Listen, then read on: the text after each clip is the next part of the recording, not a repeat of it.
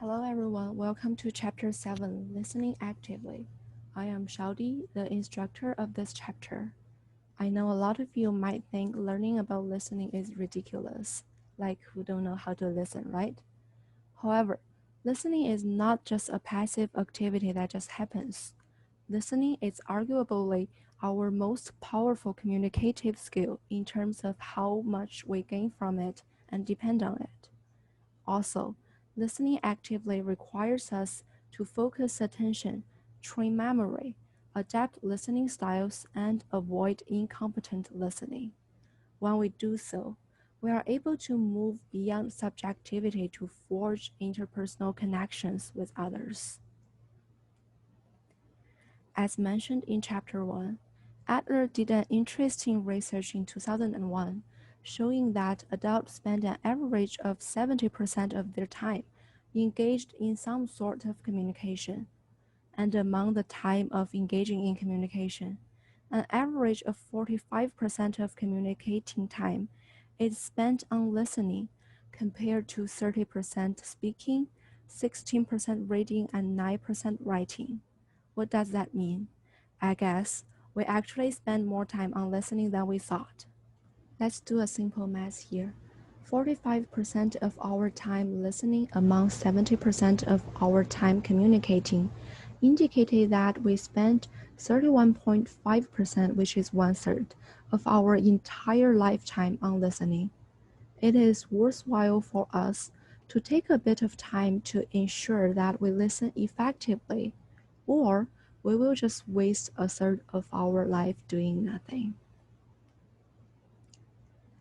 In this chapter, we will cover 5 stages of listening process, the 5 functions of listening, advantages and disadvantages of different listening styles, and ways to avoid common forms of incompetent listening. Now let's move on to the 5 stages of listening. Step 1 is receiving. Receiving includes seeing and hearing. Seeing, with no doubt, is the process of visualizing people's appearance and body movements when interacting with them.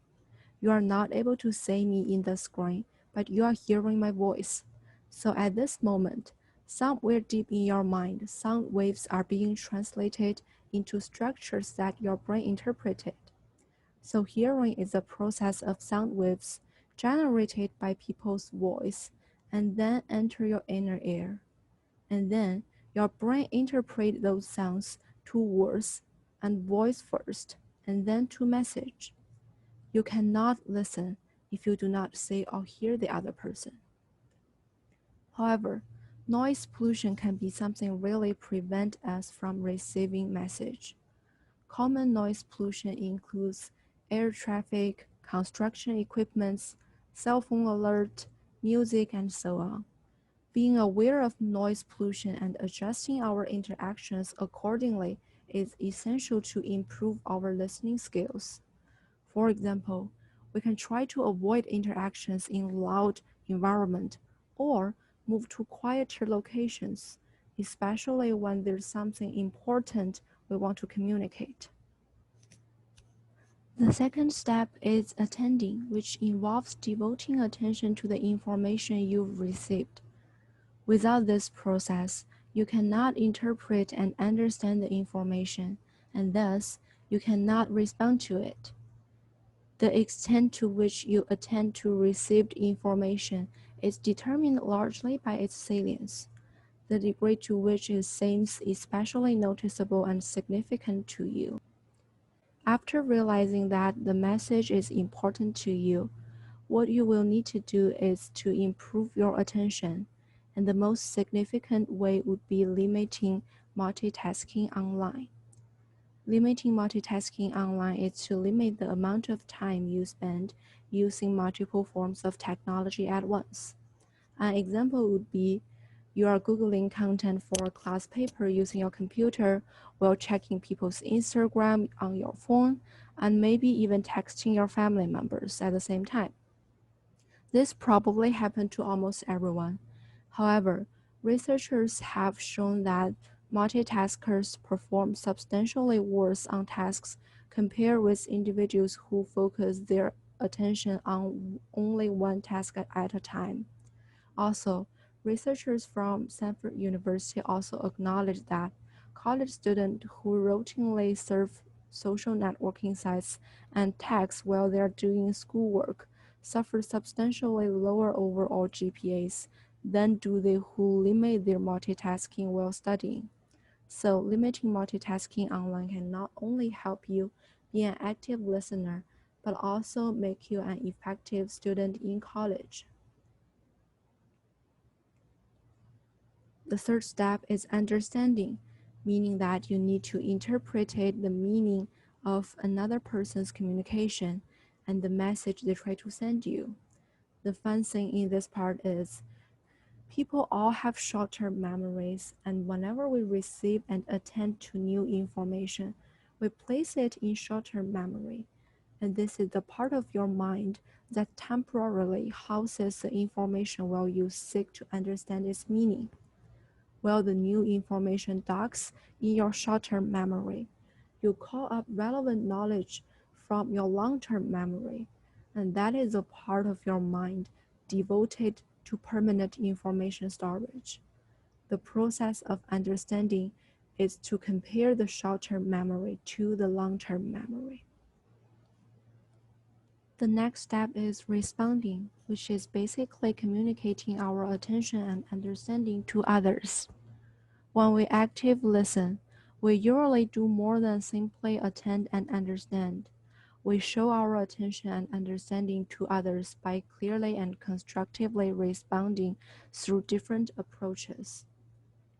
One of the most effective approaches is giving feedback, and we usually use feedback to communicate attention and understanding while others are talking. The most common feedback we provide are back-channel cues. Verbal ones include simple comments like, yes, I get that, that makes sense to me, and nonverbal cues like leaning forward, nodding head, smile, and so on. All of those behaviors indicate that we are paying attention and we are actively listening to the other person's words. Another method of responding is paraphrasing and clarifying. This is when we summarize others' comments after they have finished speaking. For example, we sometimes say things like, "You seems to be saying that," or summarizing their word and ask, "Is that correct?" However, on occasions that we simply don't understand what others have said, seeking clarification by saying, "I'm sorry, but could you explain that again? I just want to make sure I understood you correctly," is perfectly appropriate. This technique not only help you clarify the meaning of what you are hearing, but also enables you to communicate your desire to understand the other person. The last step of our 5-step process is recalling. Looking at the word recalling itself helps us understand its meaning. Recalling is being able to remembering information after you've received, attended to, understood, and responded to. Recalling is a significant part of the listening process because we judge the effectiveness of listening based on our ability to accurately recall the information after we've listened to it. People might think recalling is not always useful since we are not always required to remember the content of a conversation. However, how many of you had the experience that your romantic partner asked you, "Will you even listen to me at all?" It is obviously that our ability to recall the message is the only thing that we could use as evidence to prove that, yes, we are actually listening. However, our recall accuracy varies depending on situation. For example, when people have no task other than simple memorization, recall accuracy is usually high. On the other hand, when people are experiencing some more complicated events, the recall accuracy might not be as optimal as asking only to memorize.